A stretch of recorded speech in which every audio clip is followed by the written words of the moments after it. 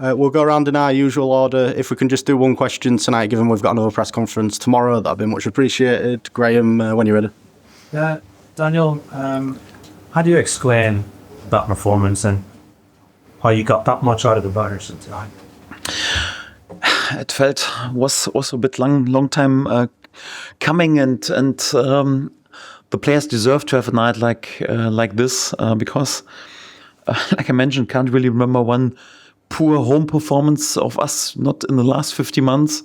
Spoke about this. We've lost 2 games at home in the last 50 months against Tottenham and Aston Villa, and were in both games not the worst side. And also many performances during this season where we deserved more points, but then also like to bring both together tonight. Of course, an excellent performance, and also to be effective in the moments and to score the goals in the moments when we need to score it, and to win this game against definitely one of the best sides in the world. They are fighting for the title in the Premier League. They have won the Club World Cup in the summer against the best sides in the world. They have unbelievable quality in their squad, and to win this game. And of course, they had in spells more possession, but also I would say it was still a deserved win because we didn't give one chance away in the first half. In the second half, it's still Chelsea. They scored out of their first situation, but even afterwards, we didn't give any more chances away. It was the other way around. We scored 3 goals and could have been there perhaps even with a few more. So overall, I think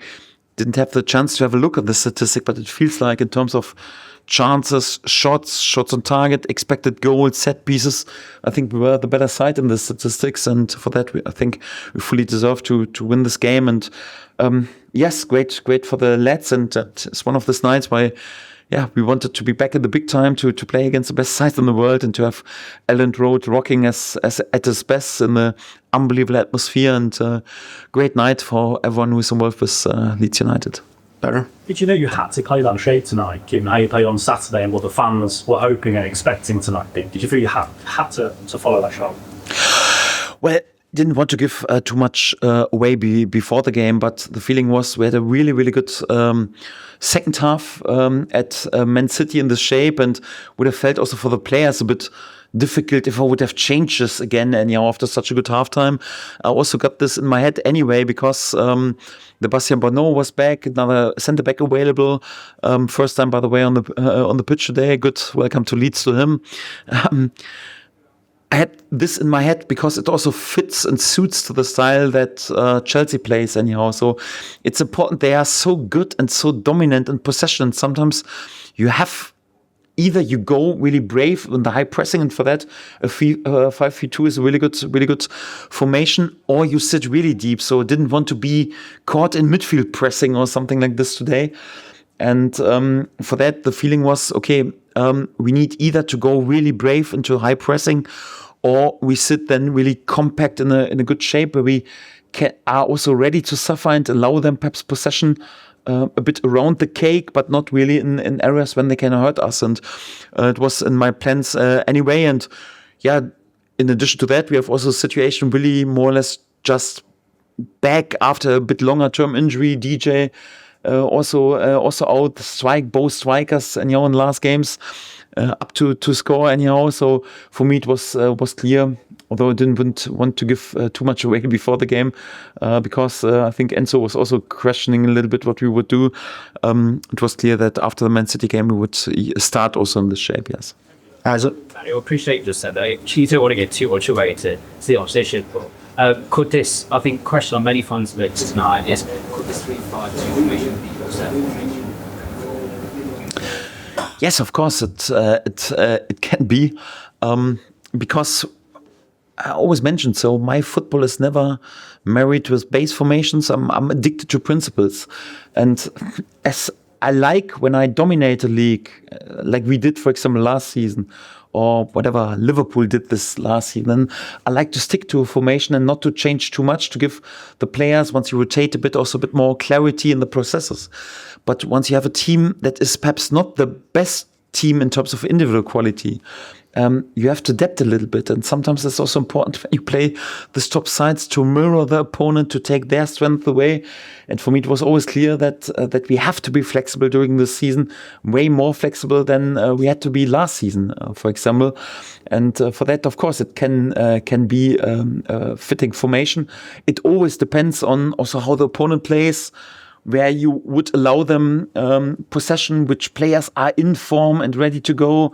If you want to surprise the opponent a little bit, right now it depends also a bit on what the outcome is after this game. We have a few players with knocks and some doubts, and also have to monitor them if some of the players who are starting this game, if they're ready to start again. Right now with this quick turnaround, the third game was in 7 days, so many things will what we have to take in mind also for the Liverpool game, and then more or less we go from there and decide from game to game. I think it's important for us to be flexible and also a bit unpredictable.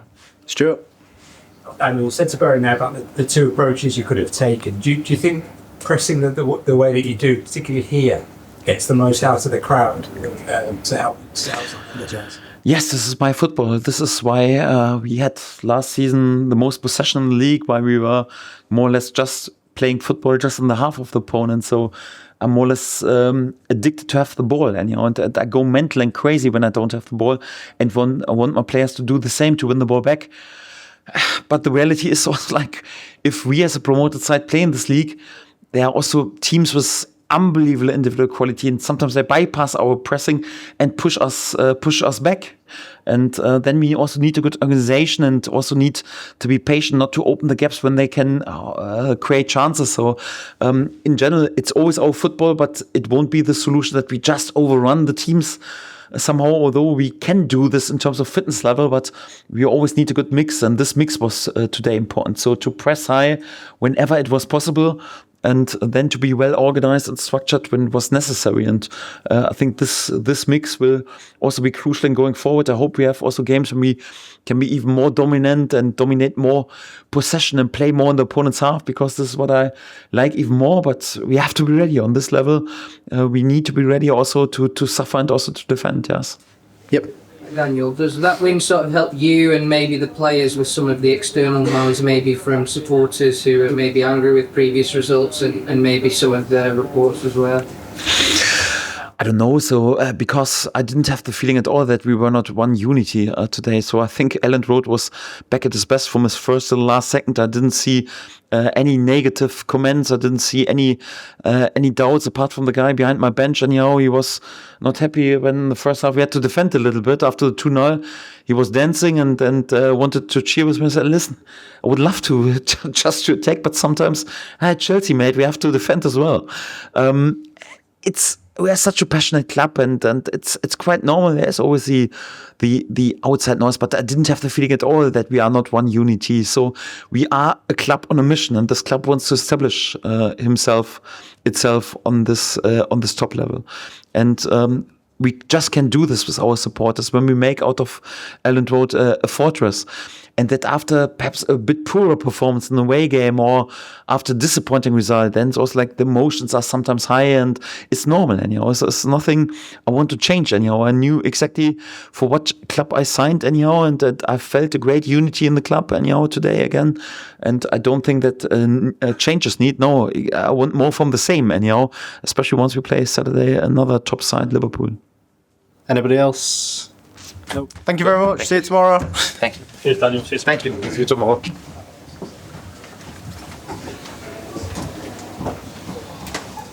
Thank you.